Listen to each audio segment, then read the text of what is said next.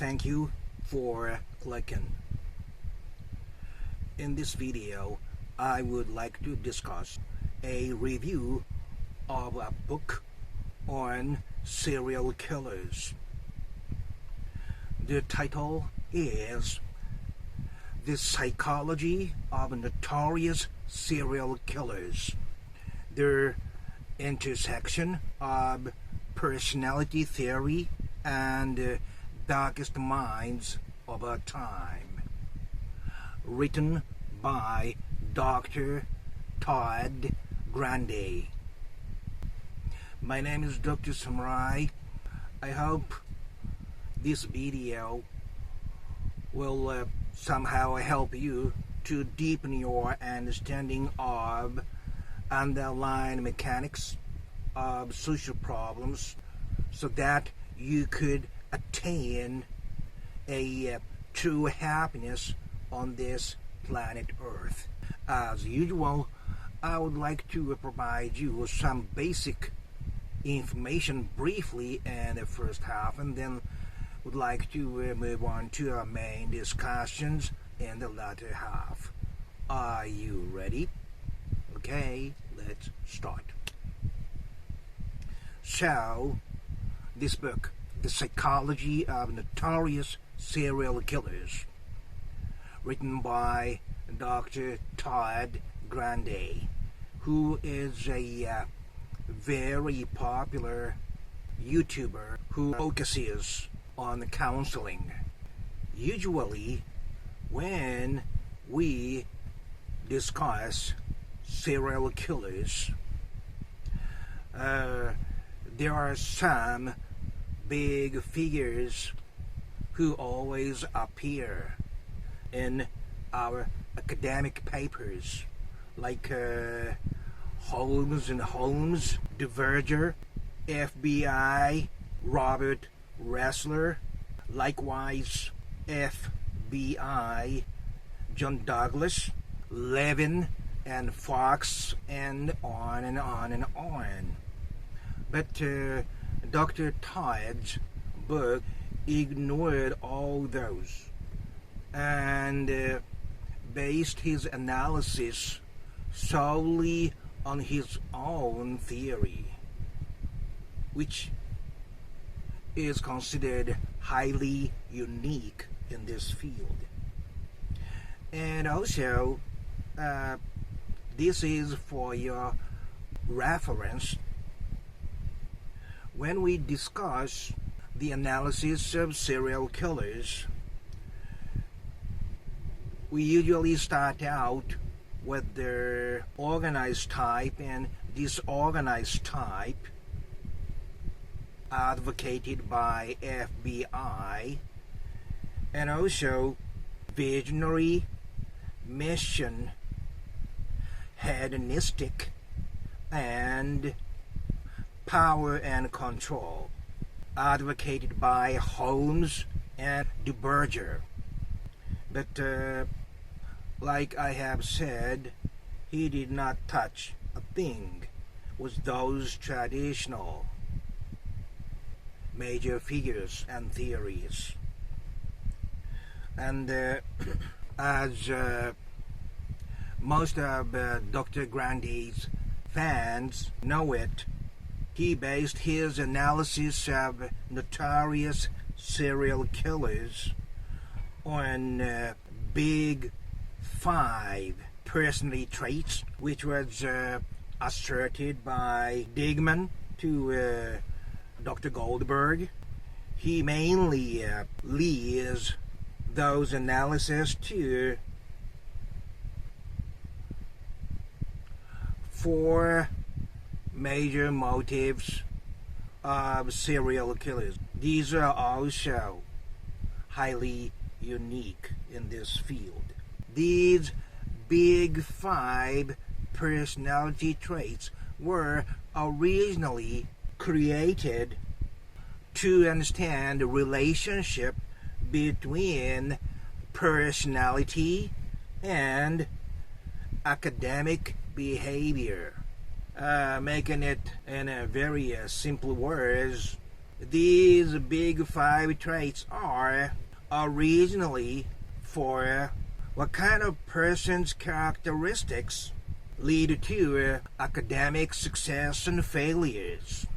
Originally, it later came to be used to analyze personality in general. And this seems to be Dr. Grande's major weapon when he speculates people that he discusses on his video lectures. He talks about Ed Gein, Dennis Rader, and so on. Impressive point is he spends pages for each of these serial killers as one independent chapter, which is pretty much impressive, I like to say. Oh, by the way, if you like this kind of discussions, please click that yellow and green good luck charm logos.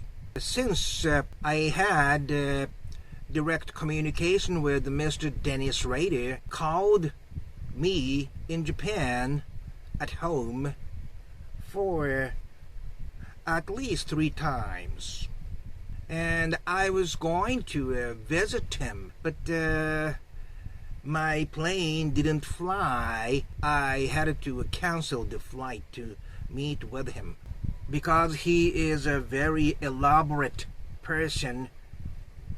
He sent me a letter with the map of town of Wichita, which he is so familiar with, and he kind of put a lot of marks where he directly visited and so on. So I wanted to do that seriously, but now I regret that I couldn't fly over.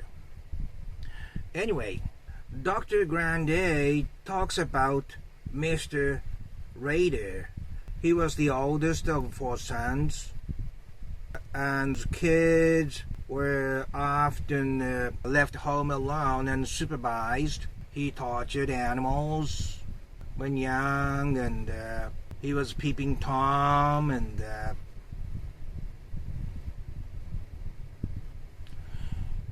he was into women's underwear, and especially he points out that he developed his sexual domination due to his poor relationship with his mother when he was a little boy. And he says, although it was not considered abnormal, that the poor relationship with his mother was probably the major cause for his development of sexual domination, which I do agree. But in addition to that, I do know he wanted his mother to pay attention to him, but his mother was not satisfied with being just a homemaker. She was always looking for something exciting outside, so she was not interested in her kids or what's going on at home. And in Mr. Rader's book, his mom's mother, Mr. Rader's grandma was also like that, and they were both aggressive type. But one outstanding incident he mentions, which we should pay attention to, was his mother when he was very little. I'm not sure whether it was her acting or real thing, but she got stuck with one of her hand in between the sofa, and saying her ring was hooked with the spring of the sofa, and so she could not move. And in my own speculation, Mr. Rady had strong obsession with controlling her mom at his will. So that scene in which his uncontrollable mother could not even move sexualized him very much. And that led to all those bind, torture, and kill BTK acts later on in his murders. Does this make sense? He had this fantasy developed in his mind that he wants to control, he wants to bind his favorite type of woman and bind and make them immobilized so that he could control them at his own will. And I think that was the very pinpoint core of his BTK acts. But although Dr. Grande didn't mention that, he is emphasizing the poor relationship between his mother and him was a very important part of his later sadistic sexual control, domination of female. So, all in all, I think his speculation and analysis is in the right direction. In a nutshell, my review of this book, written by Dr. Todd Grande, The Psychology of Notorious Serial Killers, is, I must say, highly unique, independent of the field of serial killer researches. And what is interesting about this book is without depending on all those existing theories and main figures, he analyzed some of the major serial killers in his own way, based upon using big 5 personality traits, which is, I believe, major part of his counseling theory. That I can tell you. So if you are interested in this, please read this book. Again, Psychology of Notorious Serial Killers, subtitle, The Intersection of Personality Theory and the Darkest Minds of the Time, by Dr. Todd Grande. This is it. If you like this kind of discussions, please click that red Dr. Sumer logos. And you can also check out my best playlist.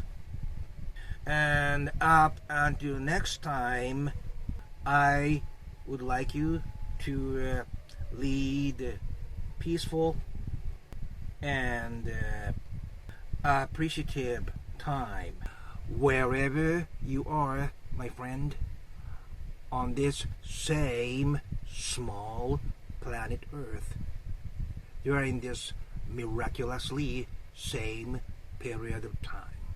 Okay, bye-bye now.